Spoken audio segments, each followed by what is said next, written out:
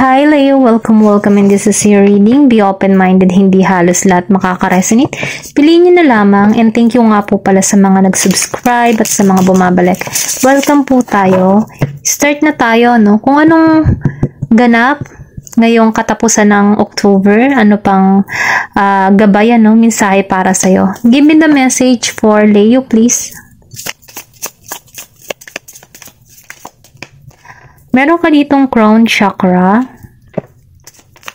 Give me the message for Leo, please. Give me the message for Leo. Give me the message for Leo, please. So, nitong kumawala, meron ka ditong belief. Ayan. Meron ka ditong Merkaba.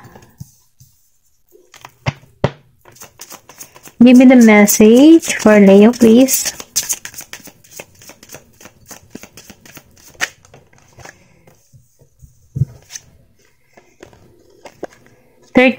Magic. Okay, may nakikita ko dito, pinanganak nung 7/11/31. Okay, meron ditong life path number 7, 2, 5, and 4. Okay? Ito lang yung nakikita ko. Para malaman niyo yung life path number nyo. Compute niyo yung yung birth date nyo. Pamula sa month, day, and year. Compute niyo yung lahat. Then, kailangan maging single yon. Halimbawa, date ng birthday may 31, 3 plus 1, 4. Yung ganon, kailangan maging single. Halimbawa, 1987 ka, 1 plus 9 plus 8 plus 7, 1987. Tig-isang single. Mga ganun ba? Para malaman niyo yung kabuuan ng life path number nyo, para makita nyo kung inyo ba to, no? Tingnan natin, meron ditong crown chakra. Sinasabi dito, sa crown chakra, kasi violet siya eh. Then, nakikitaan ako ng flower. So, sinasabi dito, sinusuportahan ka.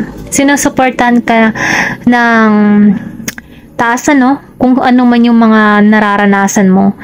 Then, nafe-feel ko din dito na yung iba sa inyo, malakas yung spiritual connection sa taas, na kung saan ito yung nagbibigay sa'yo ng pagbabago, Kung ikaw man yung nakakaisip minsan ng mga negatibo, yung mga negative energy na ibinabato sa'yo, or pwede rin sabihin ina-atake sa'yo by spiritual attack, hindi mo siya na-absorb kasi may protection ka by the universe, by God, ganon. Ito lang yung nararamdaman ko, na kung saan naka-cover ka ng light. Dahil dun, dahil naka-cover ka dito ng light, hindi ka basta-basta na-apektuhan sa mga psychic attack na ginagawa sa'yo, or pwede rin sabihin sa mga negatibong tao na nagbibigay sa'yo ng mga masasamang balita. Hindi mo siya na-absorb kasi protektado ka at naniniwala ka na ang Diyos ang bahala sa'yo. Ayun nafe-feel ko, malakas yung pananalig, pananampalataya. Okay? Then, dito, sa belief, 7, sinasabi dito, maniwala ka sa iyong intuition, sa iyong sense.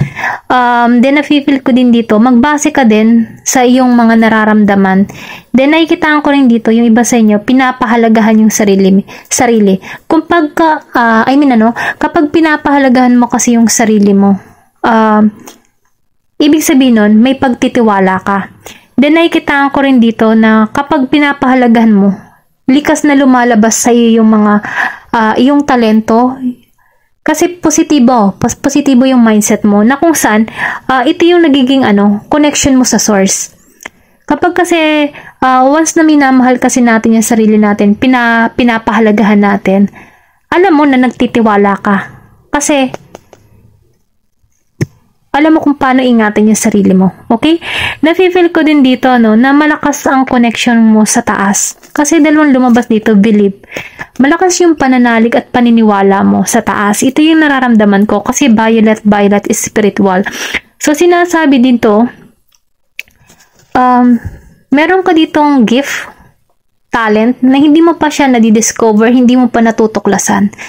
Then, ito ilalabas na lang ng angkin or sabihin natin, ito ilalabas ng kusa, no?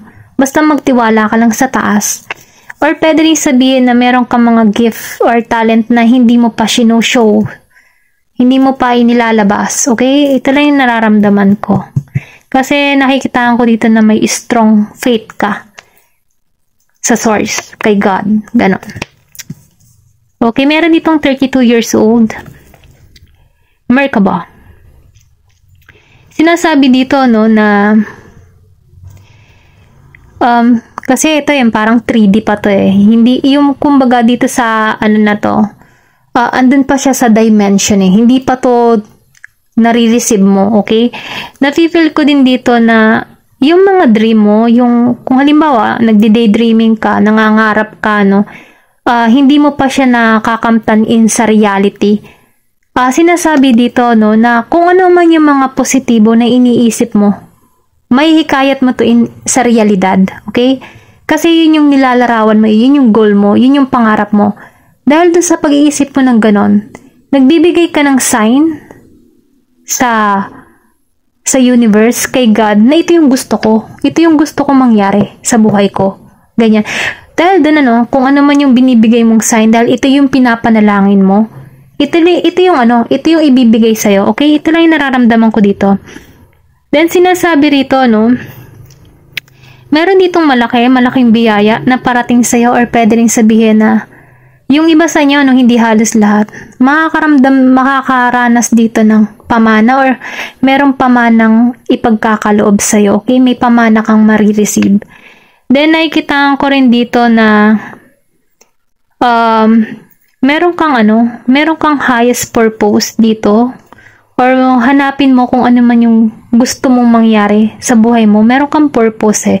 Minsan siguro nagtatanong ka dito, ano kayong purpose ko? Bakit ako nabuhay? May mga ganong question, ano. Pero hindi halos lahat, ano, yung iba sa inyo ganito. Pero ganun pa man, ano, kung nakaranas ka ng mga kabiguan or something na pighati sa iyong buhay, meron yung dahilan. At yung mga dahilan na yun, kahit masakit mong naranasan ito, nalampasan mo ito. Dahil meron ditong mas magandang or mas malaking gantimpala na naghihintay sa'yo. Okay, ito lang yung nafe-feel ko dito. Kasi ito yung nakalagay dito eh. Meron ditong inheritance. Then nafe-feel ko dito na ano, merong purpose or may mga tanong ka kung bakit. Bakit ko nararanasan to? Anong purpose? Ba't nangyayari to? Meron dahilan, okay? Ito lang yung sinasabi dito. May mga dahilan. Sinasabi dito, no, magic. Believe in magic. Titina mo, no? Believe. Magic. I think meron ditong miracle na parating sa'yo or milagro, no? Na kung saan, ano, kung feeling mo, naiisip mo dito na, wala nang mangyayari sa akin maganda. No. Tanggalin mo yun. Kasi once na yung low vibrate mo or yung energy mo yung mababa, yun yung mga na-attract mo eh. Yung halimbawa, sa love life mo, kung nabigo ka man sa love life mo, no, wala, hindi to sa akin, hindi na to mangyayari sa akin, hindi naman ako, wala na akong karapatang magmahal or something. Kasi yun yung bukang bibig mo, yun yung narating sa'yo, mga toxic na tao. Pero kung iisipin mo, kung pinapahalagahan mo yung sarili mo, minamahal mo yung sarili mo, iniisip mo na, deserve ko magkaroon ng ganito. Yun yung signal kay universe. Kasi alam mo yung pinapahalagan mo yung sarili mo at ma-attract mo yung positibo na tao. Okay? Yung may respeto. Then, nakikitaan ko dito, no, meron ka ditong paglago or may paglawak eh. Na kung sana, no, na makakausad ka, makaka-move forward ka kung nasa saan ka. Kung ikaw man ay nakakaranas ngayon ng mga something bigo, no, magtuon ka sa positive.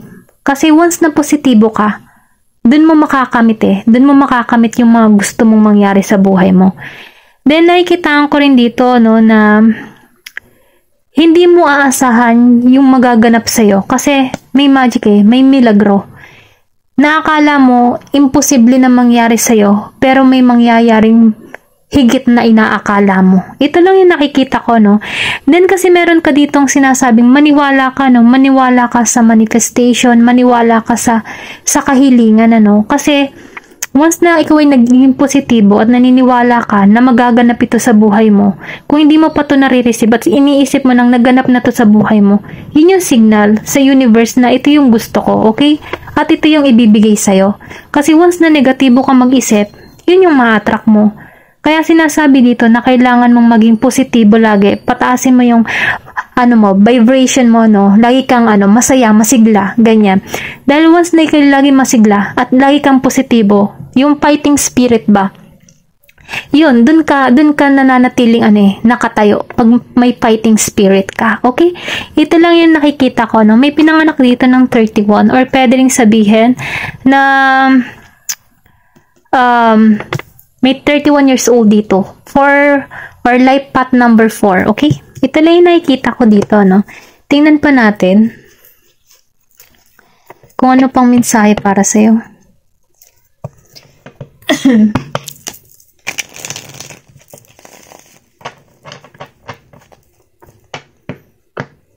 Excuse me po. Give me the message for Leo, please. Give me the message for Leo, please. Meron ka ditong King of Cups reverse. Then 2 of Cups, 2 of Pentacles, sorry. Upright. My Queen of Wands, upright. Then 4 of Wands reverse. Ito lang payo ko lang dito, no, sa 4 of Wands. Kung hindi pa nakikilala or kung yung business mo matumal, wala pang nakikitang improvement, sinasabi dito, wag kang mawawala ng pag-asa kasi meron ditong magic. Maybe sinusubukan ka dito kung gaano ka katatag or kung gaano ka kakapit sa taas. Kasi minsan, sinusubukan tayo Once na tayo ay nakalampas sa mga pagsubok na yon, doon niya ibibigay na. Doon niya ibibigay yung karapat-dapat para sa'yo, para mapabuti ka, okay? Ito lang yung mensahe dito. Then dito, sa King of Cups, maybe meron kang past person dito na pakuli-kuli or pwede ring sabihin na hindi kayo nagkaroon dito ng, alam mo yun, yung magandang connection. Kasi itong tao na ito, or pwede ring sabihin meron kang person ngayon na hindi pa stable yung financial kasi may pagkano pati nahihirapan pa siya sa kanyang sitwasyon, nahihirapan pa siya sa kanyang kanyang trabaho, hindi sapat yung kanyang kinikita, kulang. Ayun, ito yung nafe-feel ko dito sa King of Cups. Wala pa siyang maipagmalaki. Or pwede rin sabihin kung ikaw ay wala pang maipagmalaki sa panahon ngayon, maniwala at magtiwala ka lang, magdasal ka lang, at syempre, kailangan mo din na kumilos, magkaroon ka ng panibagong strategy or panibagong goal na kung saan, magkakaroon dito ng panibago para sa'yo. Then, nafe-feel ko din dito, kasi meron ditong dagat, alon. So, ibig sabihin, may mga problema ka din tinatahak sa panahon ngayon. Maybe, nag-iintay ka dito for travel, pero wala pa rin dating, sinasabi dito, may delay pa.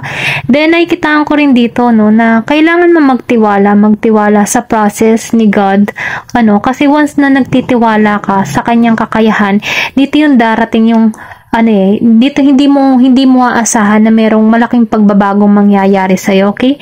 Ito lang yung nafe-feel ko. Kasi meron ditong abundance, okay? Fish means abundance, expansion, or pwede ring sabihin na kung ikaw man ay nalulungkot sa panahon ngayon kasi wala kang anak or sabihin natin gusto mo magkaroon ng baby, hindi pa kasi siya wala pa. Kasi naka-reverse pa siya. Ito yung nakikita ko. May mga problema ka pa kinakaharap, suliranin. Pero ganun pa man, huwag kang mawawala ng pag-asa. Dahil lumabas dito yung balance, Magkakaroon ka dito ng balance. Magkakaroon ka dito ng masusolusyonan mo yung mga problema na tinatahak mo ngayon, okay? Maibabalance mo yung sitwasyon na meron ka ngayon. Then, nafe-feel ko din dito, na merong paglalakbay. Medyo delay lamang kung naghihintay ka for travel, pero patungo to para sa'yo. Medyo mabagal nga lang. Kailangan mo lang dito magtiwala sa process. Okay, hayaan, ipagpasuggest mo lang. Kasi kung uukol, bubukol. Kung ito'y para sa'yo, okay? Then nakikita ko dito sa Queen of Wands, sinasabi dito na may tagumpay na naghihintay sa'yo. Kailangan mo lang sundin yung inner voice mo, magtiwala ka sa process, magtiwala ka sa guardian angel, magtiwala ka kay God. Ito lang yung nakikita ko kasi may tagumpay dito. Meron din ditong Leo energy, or pwede rin sabihin na meron kang person or Leo nga pala itong binabasahan ko, nafe-feel ko dito na, may courage or tapang or lakas ng loob ka dito. Then, nafe-feel ko din dito, malakas yung, pakiramdam mo, or pwede rin sabihin na, sundin mo yung intuition mo, kasi once na intuition mo sinusunod mo, madalas ito'y tama, okay? Kaya mas mainam, sundin mo yung kutob mo. Ito lang yung mensahe para sa'yo, tagumpay in the end, okay? Thank you for watching, and love and peace.